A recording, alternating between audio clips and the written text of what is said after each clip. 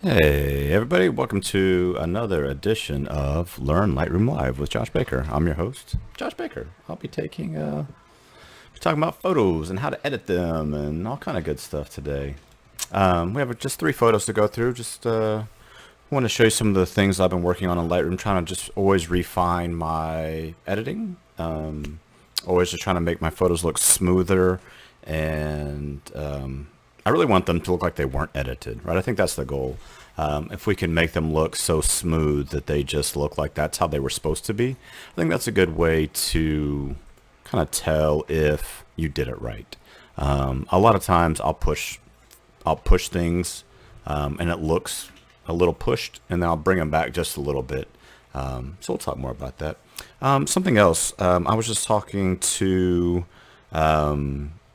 somebody on the phone about Lightroom, and they were saying that they had one catalog per shoot. And in the old days, like Lightroom version 3, I used to do that. Back when my computer was slow and hard drives were expensive and RAM was expensive. I actually did used to do that, but I missed out on a lot of what Lightroom has to offer, which is the whole library module. The library module being able to organize, to find your photos, to generate collections, to do all those sorts of things, keywording. I just wasn't utilizing that. I was still coming at it very much from a, one folder per shoot, sub edits going in there, subfolders to have the edits. And it was just kind of a little bit older way of thinking. So I just want to encourage you, I usually do like 1 or 2 years per catalog. So I'll have like a 2020 catalog or maybe 2020, 2021. But I would not, going forward, I would not recommend having multiple catalogs. It's just going to make your life harder. It's going to make finding your photos that much harder. It's going to make organization a little bit more difficult. I think one of the advantages of Lightroom, besides being a raw converter, is that it is a database with an organizer attached to it. So being able to use that and to utilize that, I think really enhances the power of what Lightroom can bring to you. So just as an example, let's go ahead. Just as an example, these are some of the photos that we're going to be doing today. So there's a nice one of me getting splashed with water, my friend Chris running, and a portrait here. And these were obviously taken on different days, different folders. But if you notice over here, I've created a LLL, Learn Lightroom Live collection. And what that allows me to do is I can drag photos from different dates, drag photos from different shoots, and kind of loosely group them together. It's a collection that I'm in control of. I get to put whatever photo I want in there. And that allows me to, have these 4 photos selected very easily. And one of the reasons that I think collections are so important is that they're the only organizational technique that spans all of the different modules that Lightroom uses, right? So the collections are in the library, collections are in develop, collections are in book, collections are in print, right? So all the places you might use an active selection, collections are there. Whereas the date folders are only in the library. So if you're organizing just by date folders or some other organization, those are only in library. So if you're in develop and you want to select a different one, you have to go back to library, then come back to develop. And if you want to select a different one, go back to library, go back to, go to print or whatever. But collections travel with you. And so they're always there, right? So as we go from, right, in the library module, we have collections. In the develop module, we have collections. If we go up to print, right, our collections stay with us here. But our date files and our other organizational techniques, those are only active in library. But collections follow us in all the different modules. So I just want to point that out, that I think that's a good way to do it. I think that it's a great way to organize your files, organize your thoughts, work on just the photos you want to work on, instead of trying to find folders all over your computer. So, yeah. All right. So yeah, let's do a little editing. If you're out there watching, just say hi. It's always nice to know who is out there. I see Steven, but I haven't seen anybody else pop up in the comments. So if you can just say hello, it cheers me up. I've already had a shoot today, so we've already done 1,100 photos, but I haven't even brought them into my computer yet. Yeah. Okay. So this is actually a photo that Steven took. Steven's out there. Steven Burkich. What's up, man? Peace out. And this is my friend Chris, who is running a trail race. And so this is kind of an example of what's up, Dragon Lingo. So this is an example, right? We're shooting in full sun. We kind of have these harsh kind of quarter light coming over his left shoulder. Right. And so it's a little bit not close enough, right? Even though he was shooting with a 7200. We were already at 200, but we want to punch in. But I also want to show you the power of profiling your cameras. So this is what we see here is the Adobe Color, which is kind of the standard import preset, not preset, profile, sorry, profile. And it looks okay, right? I think the color looks okay here. But this was shot with an R6, a Canon R6, and I have profiled my R6. And so I'm going to use that profile. And so first off, I just want to show you just how big of a difference going from Adobe Color to R6 profile makes. Look, watch the blues and reds, right? So from Adobe Color, look how flat it is to look how nice and saturated, right? Can y'all see that difference? I'll flip back a few more times. Kind of flat and bleh. It's just kind of there, but not really. And then like, oh, such a better looking photo. I think if we start with a profiled image, that we don't have to do as much work to our photos. I think we don't have to push our files as much, and it's going to keep them stronger fidelity, right? The image is going to have more fidelity to it. So I'm a big believer. I use the Color Checker Passport 2. And if you want to link to that, or if you don't know what that is, I will send you a link to show you that. But yeah, I'm a big believer in this. Okay, so we're looking at this photo. We have our profiled camera, and it's good, but we're a little punched in. So the first thing that I would do, I would use that crop tool. So right up here, this little crop tool. Right, we have the grid. If we remember in our crop tool, if we toggle the letter O, we are going to get different crop overlays, O for overlay. And then if we hold shift on some of these as we hit O, we're going to spin those around. So like the golden Fibonacci spiral here, shift, and we're going to move where those center spirals go. Now for this photo, I kind of want to center it up. And so I might use something like that one, right? Just kind of our nice little rule of thirds. You know, actually, let's go to our nice Instagram center crop. So I'm just going to drag down from the top here, and I'm going to drag up from the bottom just to kind of fill our frame a little bit more with our runners there. I'm going to put that center line kind of running right down the center of his body. And so now we know we kind of have a nice centered photo. So already off the bat, it's a little bit more impactful, right? We get to see all these cool thistles and all of that. Now, some of what we're doing, look at his left shoulder here, right? Kind of highlights to shadows, right? So I want to be able to bring up the shadows a little bit more. And I'm going to bring the highlights down just a little bit. And that's going to compress my histogram a little bit so that we get a little bit flatter. We don't want it quite so contrasty, right? This is a good example of an open sun portrait. He just happens to be a runner here, right? So if we take our highlights, we could drag those down just a little bit. I don't know, maybe like 20. And then let's take our shadows and bring those up. And it's going to bring up this shadow area. Okay. Okay. And so if we hit the letter Y, we can kind of see before and after kind of what we're doing. Where we started is on the left. Where we're going is on the right. So I'll leave that up for a second. Y'all can kind of watch as we go. So let's keep bringing those shadows up. I don't know, maybe like plus 75. Okay. So we're starting to get a little more detail back in the face. And everything else there. Let's bring our highlights down a little bit more, maybe minus 30. Right, again, I think it's important to realize that this is it's just like cooking, right? We're going to make some changes. We're going to season the taste. We're going to take a little spoonful, taste it, and see what we like. Maybe we need to add a little more salt. Maybe we need to add a little pepper, throw in some cayenne, right? We're just going to kind of move around. So I'm pretty good there. I don't really want to bump up my whites. If we can see, I'll maybe just do a little bit. Let's go to plus 10. I don't want my whites to go too hot because we definitely have some hot spots there that I don't want to accentuate too much. And then as far as white balance goes, let's just go to daylight white balance for now. It's a little cool. We'll warm that up a little bit, maybe 5800.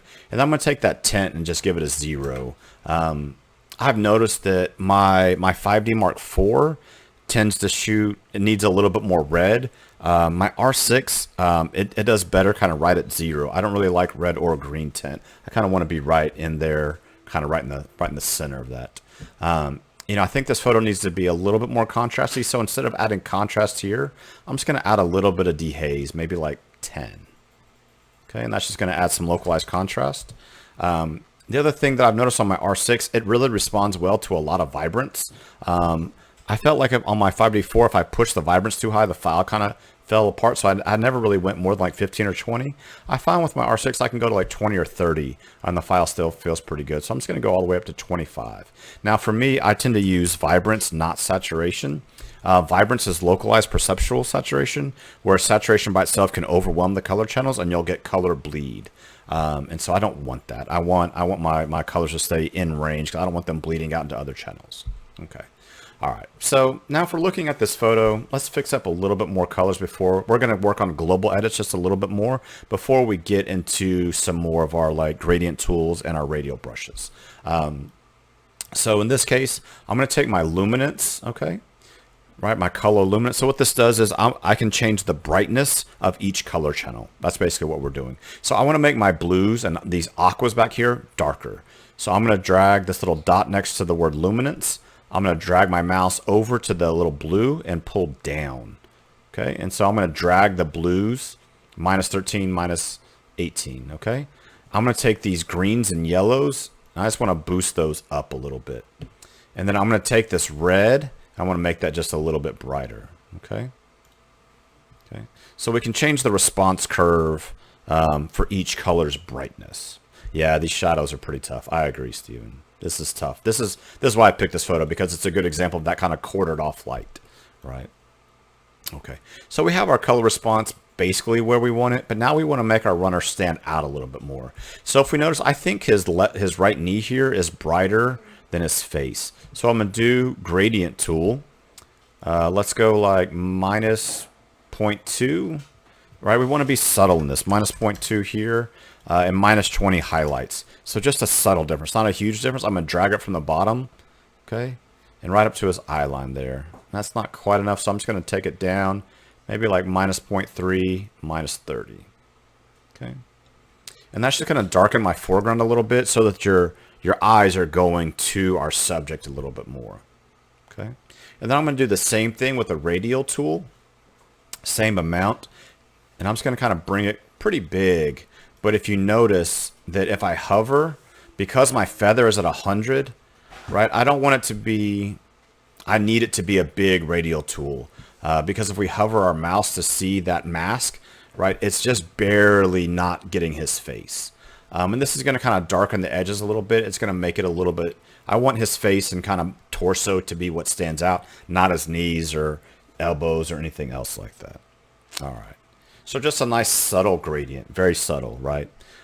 This photo still doesn't feel like it's screaming edited, right? It doesn't have that feel to it. And then for me, the last thing I've been, and I also want to enable profile corrections and then take vignetting down. Also, the eye tracking on this R6 is so awesome. Anyway, you know, a shot at ISO 160, so I'm not going to really worry about noise reduction. I like 10-50-50, 10-50-50, just as like a base for most photos. If I really need to do noise reduction, I'm probably going to do something like Topaz, Denoise, or Noise Ninja, or something, some type of plugin that's specifically designed for noise. I don't feel that Lightroom's noise engine has been updated in about 3 versions. So to me, it feels about 4 years out of date with what's best in the field. So, all right. So the last thing that I would want to do is kind of give it a little bit of a color grade, right? These photos were shot in open sun, but this client, they don't expect normal from us. I don't think most clients expect normal from me. So Stephen was shooting this for me. Thank you, Stephen. I did not want to be out there that morning. So we're going to give it a color grade. And again, I think just subtle, right? We don't want to take our midtones and go like all the way out, right? That looks done, right? That looks processed. And we don't really want it to be that far out on the circle, right? So for me, this little circle is almost always almost touching or pretty close to touching that center dot. I don't know if you can see that center dot right in there, but I just want just that little bit, okay? And so for me, I want to cool my midtones down. So let's come into like aquamarine, kind of that greenish, bluish. So we're just kind of cooling everything down. And if you notice, it really responds to this green in here and kind of this aqua behind. My highlights, I want to keep those nice and warm. So I'm going to keep my highlights kind of in the orangish reds. Yeah, somewhere in there. Okay. And then shadows, what do y'all think? Shadows, I don't know, let's just kind of spin around. So I'm just going to pull down just a little bit. And if we want to keep this amount, if we hold control, we can spin around and it'll keep the distance from the center the same.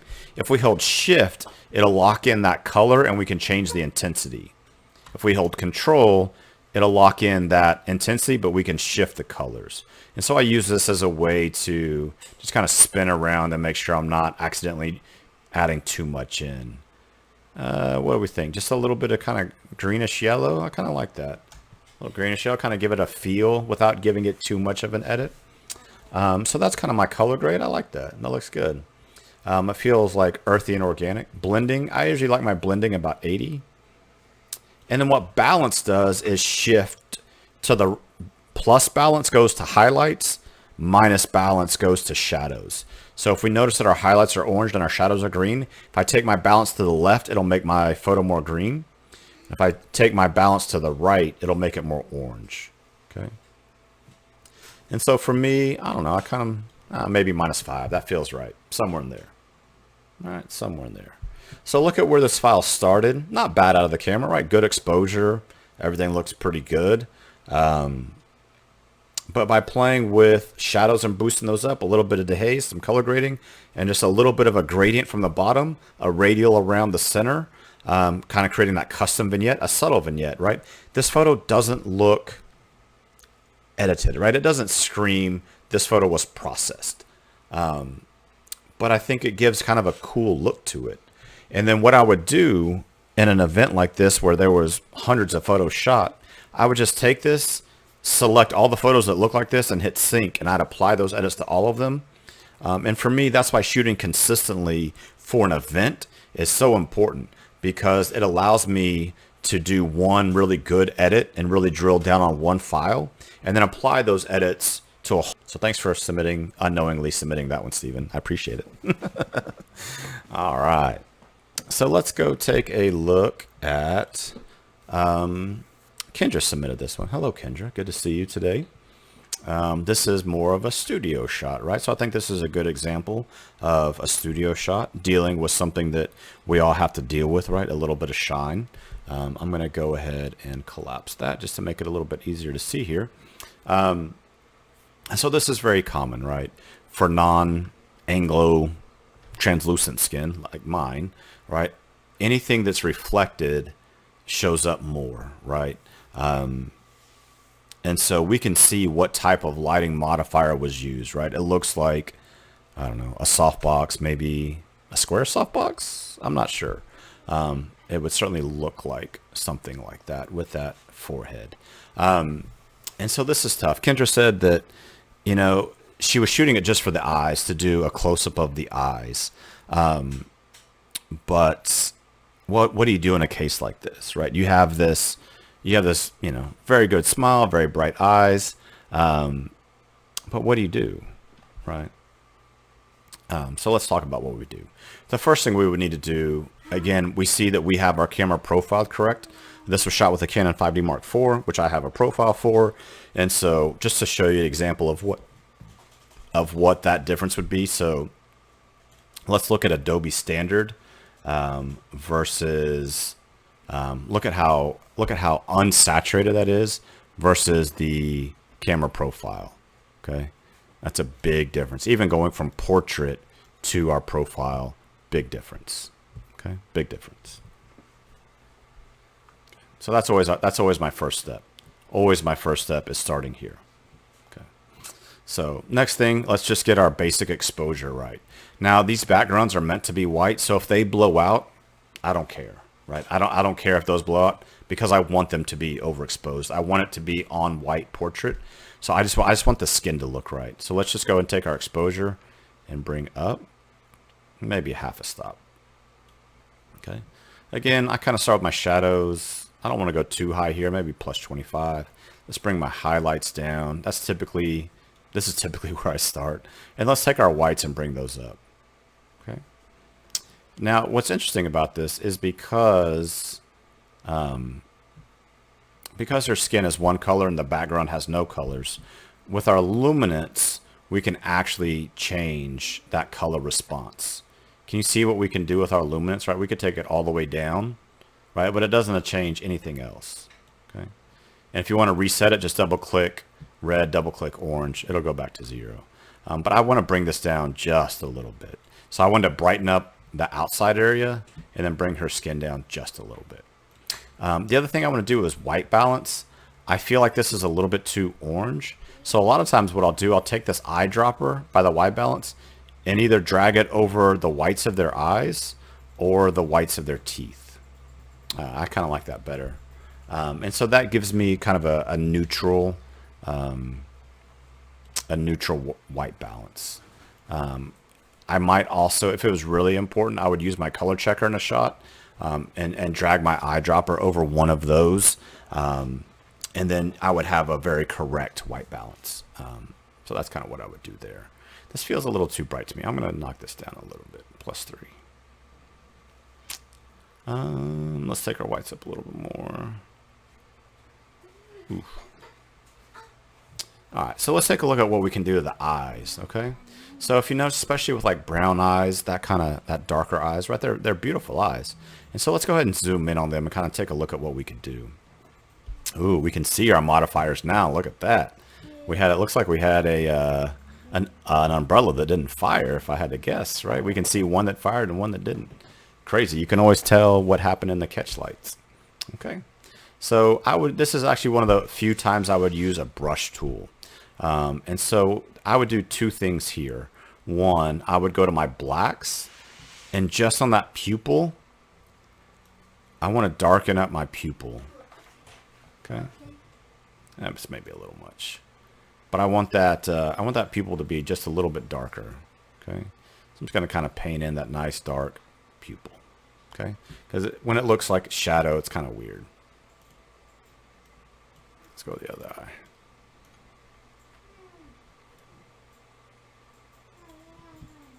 Cool. And then I'm gonna use my brush tool again. Let's add some shadows. We're gonna brighten up the shadows. We're gonna add some clarity. 25 sounds good. And then we're just gonna paint around the iris. Okay. Kind of see that brighten again. Let's go to the other eye, do the same thing, same amount. Cool. Okay, so we just added a little shadow, added a little texture. Let's zoom out, kind of see how that looks. Okay, looking a little better. Eyes are looking a little bit more responsive there. The other thing we might do, this is kind of counterintuitive, but I'm gonna go to saturation. Let's go saturation, I don't know, let's go saturation minus 20. And then we're gonna add whites, maybe 20 again, okay? And we're gonna brush that in the whites of the eye. So this is a way to clean. See all the sclera here? So by taking out the, by taking down the saturation, we're going to kind of remove the impact of those blood vessels that we can see in the eyes and make those eyes pop a little bit more. Okay. And we're just going to kind of brush in. And so it's going to reduce the saturation of the white. And so we don't see as much of that red in there. We don't want it to look like laser eyes. But just that little bit, I think, kind of makes the eyes pop just a little bit more. You know, you could also spot remove if you wanted to. That's something you could certainly do. So yeah, it's just kind of good. Just kind of paint in there. Kind of cleans them up a little bit, makes them pop too much. I think this is an area where it can very much be overdone very quickly. Very quickly, this can get overdone. But just a little bit there, I think, really makes those eyes stand out a little bit more. See how we can kind of see the color of her. We can see the color of her irises now, where over here we really couldn't. So yeah, the other thing I might do, if I was still in Lightroom, I might darken the lips just a little bit. I kind of want to match my original exposure. So I'm just going to bring my exposure down just a little bit, add a little bit of dehaze. Just kind of punch up her lips right here. So I'm just going to use a brush tool and just kind of paint that in. Okay, just a little bit. Okay, it just kind of gives it a little bit more pop there. Now, I don't want to get too much into Photoshop, but if it was me, I would definitely take this into Photoshop. So things like all of these dots here, right? All of these skin tags, things like that. That's more to me of a Photoshop tool, right? If I use my spot removal and try to get rid of that kind of apple in her cheek right there, Lightroom just doesn't do a good job. Look at how it added kind of reverse texture to it. That's not great. You know, it might be okay for some of these smaller dots there, but for me, it's faster, it's better, it's a little bit more controlled in Photoshop. The other thing that we want to do, so if we notice on this side of the head here, this white isn't white. So if we turn on our blinkies, so if we go up to highlight clipping in our histogram, we can actually take a gradient tool with whites. Let's go +40 and just drag that from left to right. Okay, and we can see now where, right, and we can just drag this up all the way to 80. And so we can make, right, if I turn this off, you can see now this white is white. But what I might do, range mask, luminance, and say, hey, apply it to everything but things that are kind of, I don't want you to apply it to the bottom 25%. So only apply it from 25 to 100. Don't apply it to things that are already dark. And so you can see it makes that transition zone a little bit better. And then let's go ahead and duplicate that.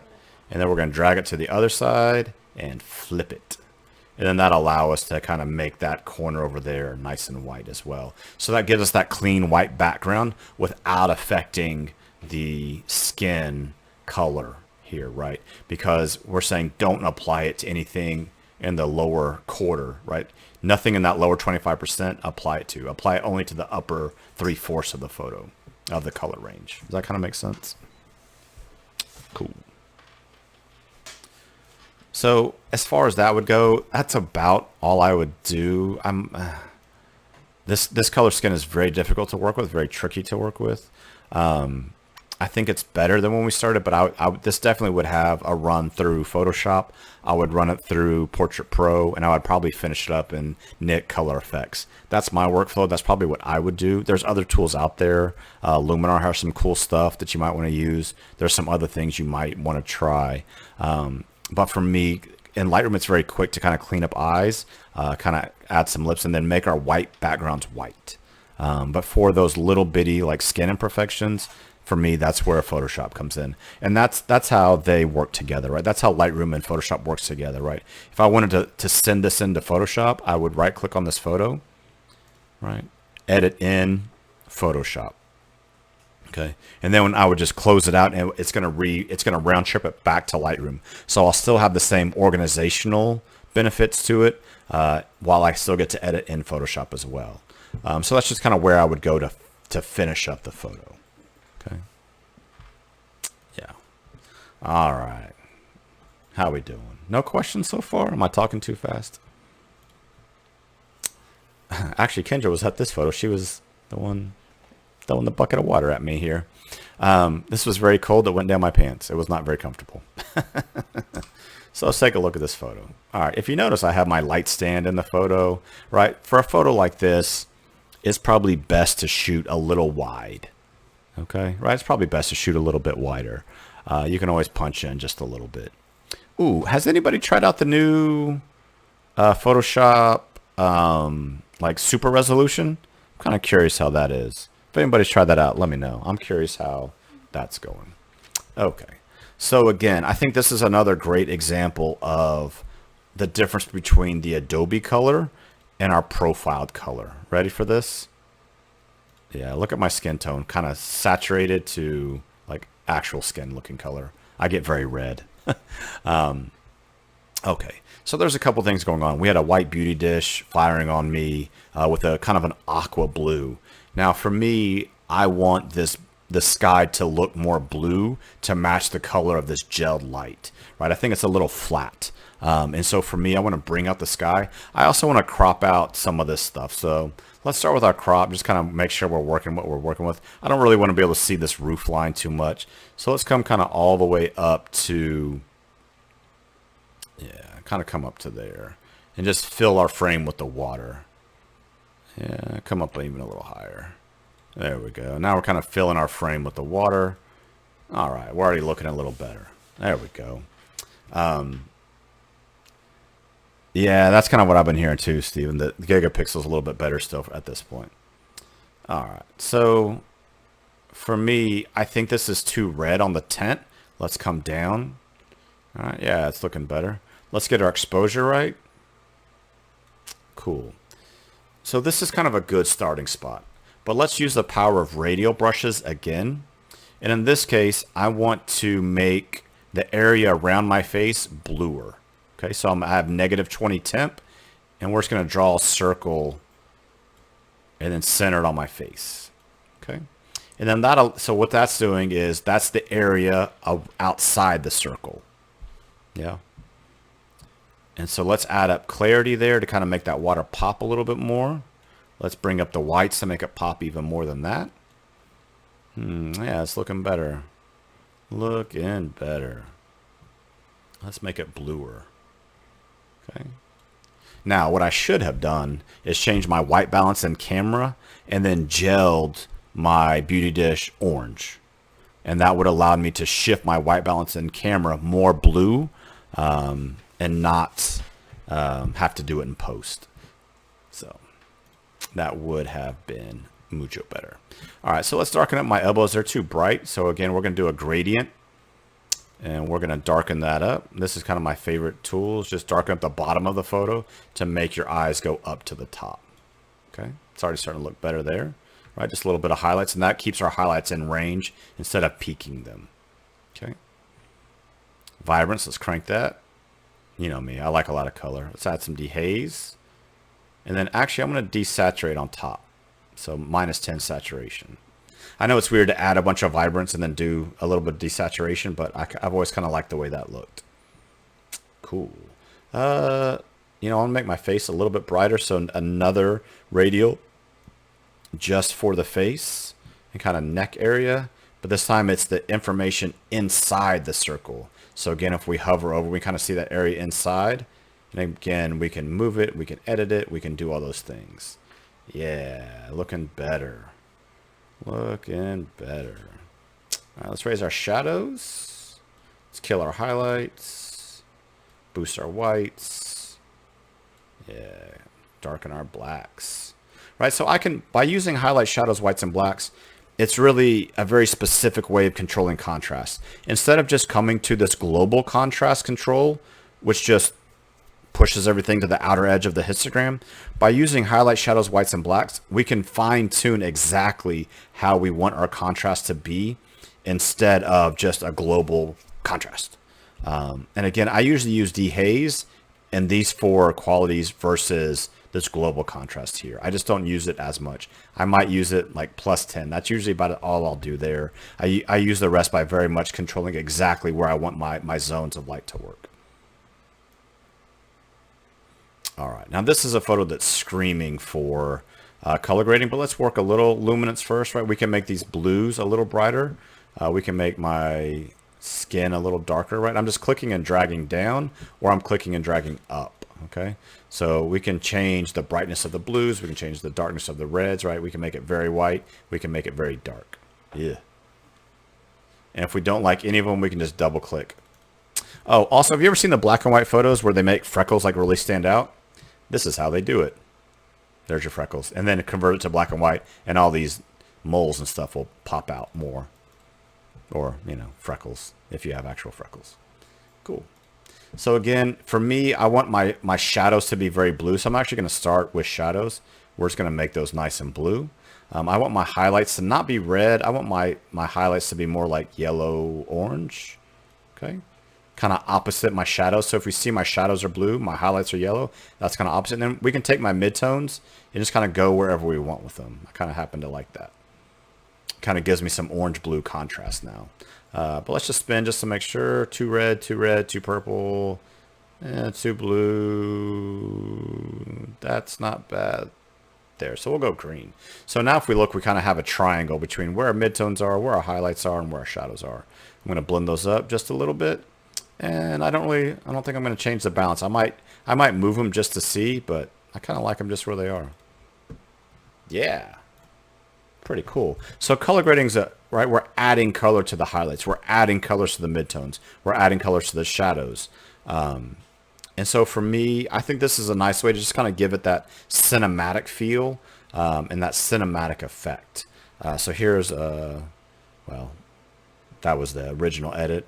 This is so a different take, but right. I don't know. I kind of like them both. A little different. I still think this elbow here is a little too hot. I might make a really small radial brush and just on that little bright spot right there, just because I think it's a little bit distracting to have that much highlights on my elbow instead of, right, I don't want all those hot spots in that area. I want you to looking up here more.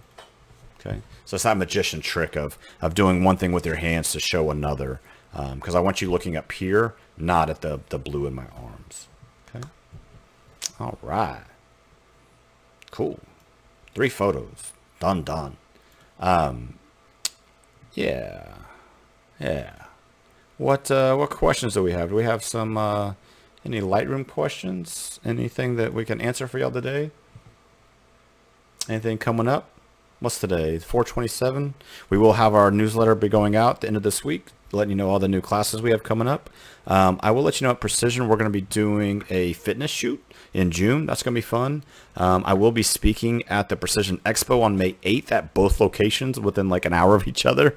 I'm doing one like at noon and one at 3. So that'll be fun. But yeah, we have a whole bunch of stuff coming up in June. What else? What other questions y'all have? How's it going out there? Everybody good? Hanging in there? Anything that Lightroom's been frustrating you with? The thing I wish that I had the power of Lightroom Classic, but where I could work it from like any device. Because there's time I want to work at my desk here, and there's time I just want to go work on like a coffee shop on my laptop. But it's kind of cumbersome to get photos, right? You have to carry an external drive or whatever. I don't know how they're going to figure that out, but I wish there was an easier way to work like multi-seat, like working on the same catalogs. I know you can use Lightroom Cloud, but then I have to upload a whole bunch of gigs, and I don't always want to do that. So what do you select to choose between editing the inside of a gradient versus the outside of the guide? Yeah, great question. So if we go to our Radial tool, right, we can click on any of these pins, okay? Right, and so there is an invert button right here. I don't know if you can see that. Right under where it says feather, it's invert. And so it changes the inside the circle or outside the circle. Okay, inside the circle, outside the circle, invert. Yeah. And then for gradient, it would just be spin the direction, right? So gradient, where's our gradient pin? I don't always see them, but gradient, you can just click and drag it around to the other side, so it would come down instead of up or whatever. They're all editable, right? They you can always go back and change these, right? You can move them around, you can drag them. Oh, something else I should show you. Inside these like radial tools, right? You can also, so this is applying, you know, kind of globally. Let's leave that selected. So see how it's applying it, but you can also come in and go to brush and then erase part of it, right? Or you can add inside. So it'll do the initial one, but I might want to add this area, right? I might want to come in and paint. Instead of having a gradient, I may just want to like paint around my head. And it'll take those same edits. So I started with a radial and then I added a brush on top. All right. So I can brush, I can continually to add Or I could subtract, right? I'll make it very obvious, but I could delete a line right there, right? If I wanted to, for whatever reason. And if I needed to, I could go back and paint that in, right?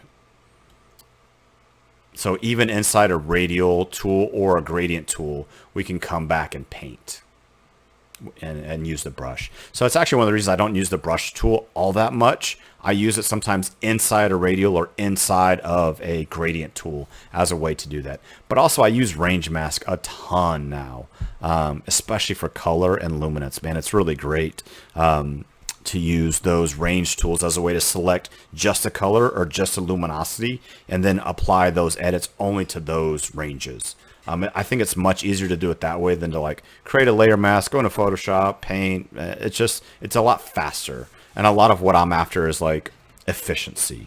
I want to be able to edit and go. So like Steven shot a trail race for me on Sunday. He took something like 700 photos. I had him all edited and correct in less than an hour because I needed to get him out because I had other projects I had to get to.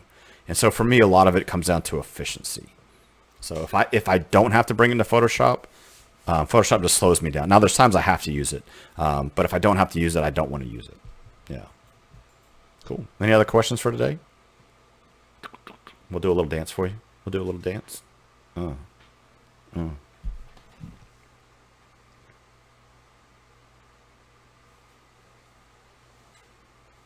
700 hours. Yeah. Yeah, less than an hour. Yeah, less than an hour. Do you create only one profile? Yeah, that's a good question, Dragon. Yeah, two. I usually create two. So I generally have a one where I take a photo with my color checker in tungsten light and one in daylight. The response curves aren't that different. But tungsten can do weird things to color response, right? Because it's a different Kelvin. And so it can definitely change a little bit. But I definitely want to have one for daylight. If you notice, this one's called R6 Daylight because I literally shot it in my driveway just to get, that nice kind of open shade profile. So yeah, I generally have like an R6 daylight, R6 tungsten, 5D4 daylight, 5D4 tungsten. Yeah, that's kind of generally what I do. I can't imagine that you would need one for any other situation. Yeah. But the other reason I do it, like we shot a wedding in Miami and my second shooter had like a 5D4 and a 60 and I had a 5D4 and an R6. So we had 3 different cameras. And so we calibrated all of them. And that way, all of my presets looked exactly the same, only by changing like for each camera, the only thing I had to change was the profile. And then the color response for all of them was identical because they were all calibrated in the same conditions against the same lighting setup. And so that just makes things, especially for multi-camera shoots, it makes it a ton easier for things like that. Yeah, good question. Good question. Anything else you got?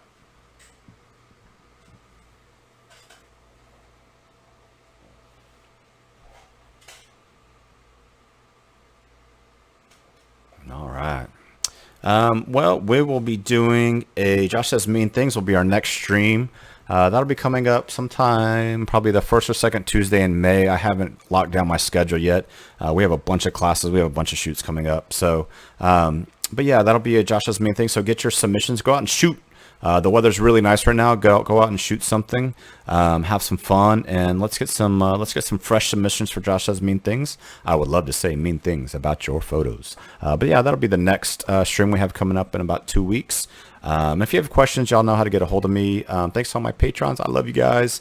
And I'm also trying to figure out what we're going to do for our May Patreon shoot. I can't decide if I'm going to try to do stars. I don't know if I'm going to try to do cars. I've thought about maybe, I don't know. I got some ideas, but I haven't been able to commit to an idea yet. I'm feeling very ADD brain. So we'll figure out something fun to go out and shoot for May. I'm 3 weeks post-vaccinated, so I feel great. I know y'all are getting vaccinated as well. I've been talking to y'all, so very excited about that. I'm looking forward to seeing you guys. I'm looking forward to go out and shooting with y'all. That's the whole fun of this. Go out and shoot and learn and have some camaraderie. So awesome, guys. Well, have a great evening. I'm going to go drink some more wine, and we'll see you all in 2 weeks. Awesome.